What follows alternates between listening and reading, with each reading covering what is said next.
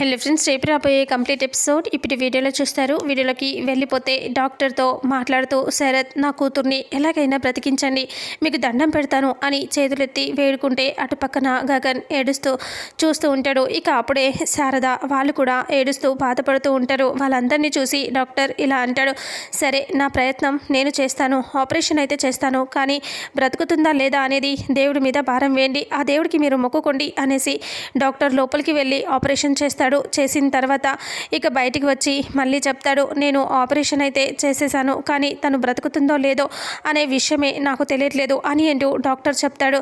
ఇక మళ్ళీ తనని చాలా కేర్ఫుల్గా చూసుకుంటూ ఉండాలి, మేము ఎప్పుడు ఏం జరుగుతుందో అన్నట్టుగా ఉంది అని డాక్టర్ మళ్ళీ లోపలికి వెళ్ళిపోతాడు.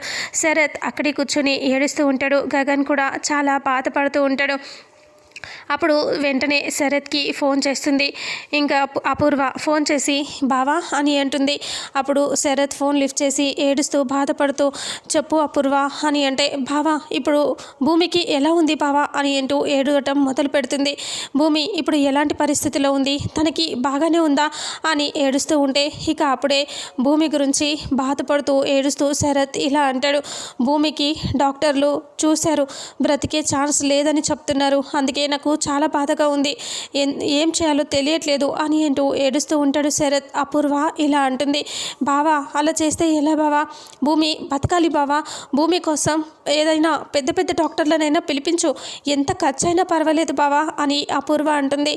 అప్పుడు శరత్ ఇలా అంటాడు, పిలిపించాను, ముంబై నుంచి చార్టెడ్ ఫ్లైట్లో డాక్టర్ని రప్పించాను, డాక్టర్ వచ్చారు, సర్జరీ కూడా చేశారు, కానీ ఆ భూమి బతుకుతుందో లేదో డాక్టర్ చెప్పట్లేదు అంటే డాక్టర్ చెప్పేశాడు ఆశలు వదిలేసుకోండి, బుల్లెట్ గుండెకి దగ్గరగా తగిలినందుకు ఆ అమ్మాయి బ్రతికే ఛాన్సే లేదు అంటున్నారు, అంతా దేవుడి మీద భారం వేయమంటున్నారు, ఆ దేవుడి మీద భారం వేస్తే మీ అదృష్టం బాగుండి బతుకొచ్చేమో, కానీ మేము చేసిన ఆపరేషన్ వల్ల అయితే బతుకుతుంది అని మేము గ్యారంటీగా చెప్పలేము అని డాక్టర్స్ చెప్పారు. అపూర్వ నాకు ఏం చేయాలో తెలియట్లేదు అని అంటూ శరత్ ఏడుస్తూ ఉంటే అపూర్వ కూడా చాలా బాధపడుతూ ఏడుస్తూ ఉన్నట్టుగా యాక్ట్ చేస్తూ ఇలా అంటూ ఉంటుంది, అయ్యో బావా మన భూమికి అలా అయితే ఎలా బావా, భూమికి ఏమీ కాకూడదు బావా, భూమికి ఏమన్నా అయితే నువ్వు తట్టుకోలేవు, నువ్వు భూమి ఏమన్నా అయిపోతే నేను తట్టుకోలేను బావా, భూమికి ఏమీ కాకూడదు బావా అని అంటూ ఒకవైపు నవ్వుకుంటూ చూస్తూ ఉంటుంది.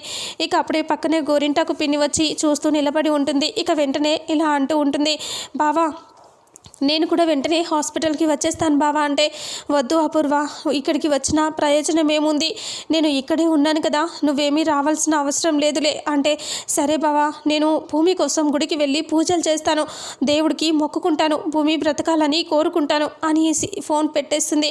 అప్పుడు గోరింటాకు పిన్ని పక్కనే ఉండటం చూసి అపూర్వ ఆనందంగా ఇలా అంటుంది, గోరింటాకు పిన్ని ఇదితో ఇలా చెప్తూ ఉంటుంది, అపూర్వ అది బతికే ఛాన్స్ లేదంట, చచ్చిపోతుందంట అని చెప్తూ ఉంటుంది.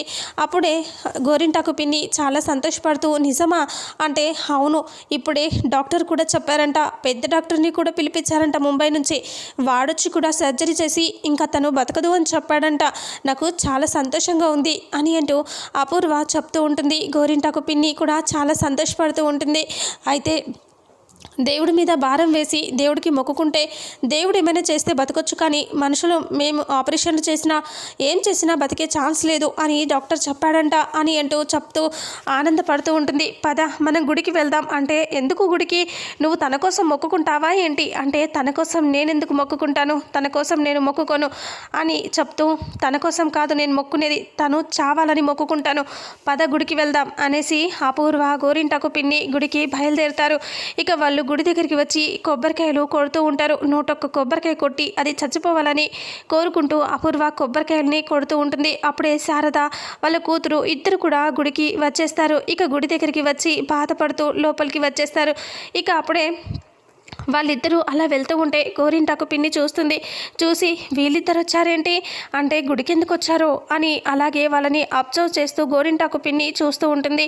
పంతులు గారు అక్కడ ఉండటంతో శారద బాధగా ఇలా అడుగుతూ ఉంటుంది, పంతులు గారు మా అమ్మాయి చాలా సీరియస్ సిచ్యువేషన్లో ఉంది, తనకు చావు బ్రతుకుల్లో ఉంది, డాక్టర్స్ ఆపరేషన్ చేశారు, కానీ బ్రతుకుతుందో లేదో అని డాక్టర్స్ నమ్మకం లేకుండా మాట్లాడుతున్నారు, ఏం చేయాలో తెలియట్లేదు అంటే, మీరు మంచి సమయంలోనే వచ్చారు, వచ్చారమ్మా అని అంటే, ఏంటి ఏంటి పంతులు గారు మీరు చెప్పేది అని అంటూ శారద అంటే, అవును ఈరోజు చాలా మంచి రోజు. ఈరోజు ఆ శివుడు పరమశివుడు ఆ అమ్మవారిని నెత్తిన ఎత్తుకుని ఆడించినట్టుగా ఇలా ఈరోజు ఏం చేసినా మనం కఠినమైన పూజలు ఉంటాయి. ఆ పూజలు చేస్తే ఎంతటి ప్రాణహాని ఉన్న వాళ్ళైనా సరే బ్రతికే ఛాన్స్ ఉంటుంది. అందుకే మీరు ఆ పూజలు చేయాలి అనుకుంటే చేయండి. పూజల వల్ల ఖచ్చితంగా ఆ అమ్మాయి బ్రతుకుతుంది అని చెప్తే, నిజంగానా ఆ అమ్మాయి కోసం నేను ఏమైనా చేస్తాను, నా ప్రాణం పోయినా పర్వాలేదు అని శారద అంటే, అయ్యయ్యో అమంగళం, ఈరోజు ఇలా మాట్లాడకూడదు, గుడిలో ఉన్నప్పుడు అస్సలు మాట్లాడకూడదు అని పూజారి అంటాడు. ఆ మాట వినేసరికి ఇక అప్పుడే, సరే ఏం చేయాలి పంతులు గారు చెప్పండి, మేము అన్నీ చేస్తాం అని పూజారితో అంటుంది.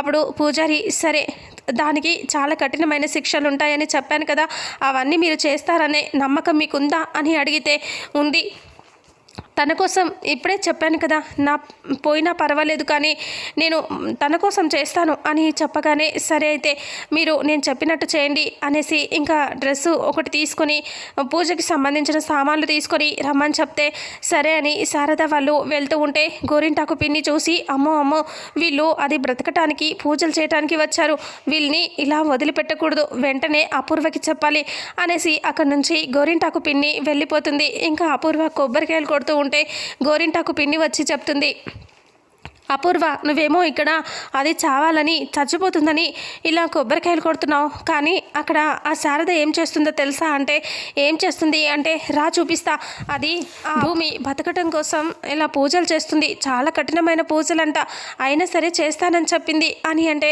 సరే చూద్దాం పద అని ఇద్దరు వచ్చి అలా నిలబెడితే శారద ఇలా పళ్ళెంలో చీర పూజకి సంబంధించినవన్నీ తీసుకొని అలా వస్తూ ఉంటుంది. ఇక అప్పుడే అపూర్వ చూస్తూ ఉండగా అపూర్వ కళ్ళ ముందు నుంచి శారద వెళ్తూ ఉంటుంది. అది చూసి అపూర్వ చాలా కోపంగా చూస్తూ ఉంటుంది. చేతిలో కొబ్బరికాయ పట్టుకొని వస్తుంది కదా, అప్పుడు శారద అలా వెళ్తూ ఉంటే శారదని కొబ్బరికాయ తీసుకొని గట్టిగా విసిరి కొడుతుంది. ఇక అప్పుడే ఆ కొబ్బరికాయ తలకి తగిలి రక్తం కారిపోతూ ఉంటుంది. అప్పుడే కింద పడుతుంది శారద. ఇక అపూర్వ అలా కోపంగా చూస్తూ, పూజ చేస్తావా, పూజ అది బతకటం కోసం చేస్తావా, నిన్ను దాన్ని అందరిని చంపేస్తా అని అపూర్వ అనుకుంటూ ఉంటుంది. గోరింటాకు పిన్ని ఆ కొబ్బరికాయతో కొట్టగానే అపూర్వని చూసి షాక్ అయిపోతుంది. అక్కడే నిలబడి చూస్తూ ఉంటుంది. శారద కింద పడినప్పుడు వాళ్ళ కూతురు ఇలా ఒళ్ళో పడుకోబెట్టుకుంటుంది. అందరూ కూడా చూసి, అయ్యో ఏమైంది, ఇలా జరిగిందేంటి అనేసి అక్కడి నుంచి తీసుకొని వెళ్ళిపోతారు. మెట్ల మీద కూర్చోబెడతారు. ఇంకా తనకి కట్టు కట్టి అందరూ కూర్చోబెడతారు. ఇక అప్పుడు తనకి మెలకు వస్తూ ఉన్నా సరే కళ్ళు మూసుకుపోతూ ఉంటాయి. దెబ్బ తగిలి స్పృహ పోయినట్టుగా అనిపిస్తూ ఉంటుంది. అయినా సరే మళ్ళీ పూజ చేస్తాను అని అంటూ ఉంటే అప్పుడు పంతులు గారు వచ్చి, అయ్యో తలకి కట్టయితే కట్టారు కానీ అది కొంచెం సేపమే ఆగుతుంది, డాక్టర్స్ దగ్గరికి తీసుకువెళ్ళండి, హాస్పిటల్కి వెళ్తే ఆ రక్తం ఆగిపోయి ట్రీట్మెంట్ మంచిగా ఇస్తారు అని చెప్పగానే, సరే అని చెప్పేసి వాళ్ళ కూతురు వెళ్దాం పదమ్మా అంటే, వద్దు నేను రాను, ఆ అమ్మాయి కోసం నేను పూజ చేయాలి, భూమి కోసం నేను ఇప్పుడు ఆ దీక్షలు పూజలు అన్నీ చేయాలి అంటే, అయ్యయ్యో మీ బాధ చూస్తుంటే నాకు అర్థమవుతుందమ్మా, ఆ అమ్మాయి మీ కూతురో కోడలో ఎవరో తెలియదు, కానీ ఆ అమ్మాయి కోసం మీరు ఇంత కఠినంగా ఆలోచిస్తూ ఉంటే ఖచ్చితంగా తను మీ రక్త సంబంధికులై ఉంటారు అని చెప్తూ ఉంటే అప్పుడు శారద అలా చూస్తూ ఉంటుంది. కళ్ళు కొంచెం కొంచెంగా తెరుచుకుంటూ మూసుకుంటూ ఉంటుంది. అలా చాలా ఇబ్బంది పడుతూ ఉంటుంది. అప్పుడే అలా లేచి తన కోసం నేను చేస్తాను, ఖచ్చితంగా చేస్తాను అని ఇలా లేచి వెళ్ళబోతూ ఉంటే కింద పడబోతుంది. అప్పుడే గగన్ వచ్చి వాళ్ళ అమ్మని పట్టుకుంటాడు. అమ్మ ఏంటమ్మా తలకి గాయం ఏంటి అని మళ్ళీ కూర్చోబెడతాడు. తలకి గాయం ఏంటి, ఈ కట్టేంటి, అసలు ఏంటమ్మా హాస్పిటల్కి వెళ్దాం పదా అని అంటే, వద్దు వద్దు గగన్ వద్దు, నేను భూమి కోసం అని అంటూ ఉంటే ఇంకా అన్నయ్య అమ్మ భూమి కోసం మొక్కుకుంది, పూజ చేస్తానని చెప్పింది, అందులో ఒక్కటి కూడా ఆపకుండా చేయాలంట పంతులు గారు చెప్పారు, అమ్మ ఏమో పూజ చేస్తానంటే ఇలా గాయమైంది, అయినా సరే అమ్మ తన కోసం చేయాలి అనుకుంటుంది అని అంటే, అవును నన్ను తీసుకురా నేను భూమి కోసం పూజ చేస్తాను అని అంటూ చెప్తూ ఉంటే అప్పుడే గగన్ లేచి ఆలోచిస్తూ డాక్టర్స్ చెప్పిన మాటని గుర్తు తెచ్చుకుంటూ ఉంటాడు. డాక్టర్ అంటారు కదా ఆ అమ్మాయి బ్రతికే ఛాన్స్ లేదు, ఒకవేళ బ్రతికిస్తే ఆ దేవుడి మీద భారం వేయండి అని చెప్పిన మాటని అవన్నీ గుర్తు తెచ్చుకొని భూమికి బుల్లెట్ తగలడం, గగన్కి తగలాల్సిన బుల్లెట్ భూమికి తగులుతుంది కదా, అదంతా గుర్తు తెచ్చుకొని బాధపడుతూ భూమి కోసం నేను పూజ చేస్తాను అని అంటూ గగన్ అంటాడు. ఒక్కసారిగా వాళ్ళమ్మ వాళ్ళ చెల్లి షాక్ అయిపోతారు.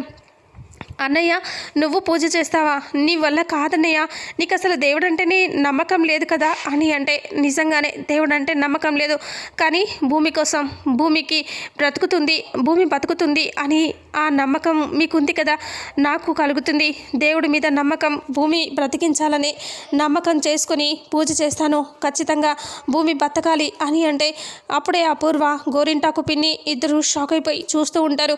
ఇదేంటి ఇంకా ఒకటి గండం తప్పింది అంటే ఇంకా వీడొచ్చి పూజ చేస్తానంటాడేంటి అని అనుకుంటూ ఉంటారు. ఇక అప్పుడే గగన్ అంటాడు కదా, పూజకి అన్ని ఏర్పాట్లు చేయండి, నేను చేస్తాను అంటే, అప్పుడు చాలా పాటించాల్సి ఉంటుంది బాబు, చాలా నియమ నిష్టలతో ఒక్కటి కూడా ఆగకుండా చేయాల్సి ఉంటుంది అంటే, నేను చేస్తాను, భూమి కోసం ఏమైనా చేస్తాను అంటే, అప్పుడు అక్కడ నుంచి వెళ్ళి గోరింటాకు పిన్ని అంటుంది, ఏం చేస్తావు అపూర్వ, వాడు చూసావా ఎలా ఉన్నాడో, వాడు చేస్తానంటున్నాడు అంటే ఇంకా వాడిని చెయ్యనివ్వను కదా అనేసి అపూర్వ ఎవరికో కాల్ చేసి ఇలా ఫోన్లో మాట్లాడుతూ ఉంటుంది, చంపేయాలి నరికేయాలి అన్నట్టుగా. ఇక ఇంతటితో రేపు రాబోయే ఎపిసోడ్ ఎండ్ అవుతుంది. మరుసటి ఎపిసోడ్లో ఏం జరుగుతుందో తెలుసుకుందాం. వీడియోని చూసిన ప్రతి ఒక్కరూ వీడియోని లైక్ చేయండి, షేర్ చేయండి, కామెంట్ చేయండి. అలాగే మన ఛానల్లో మరిన్ని అప్డేట్స్ కోసం ఛానల్ని సబ్స్క్రైబ్ చేసుకోండి. Thank you so much.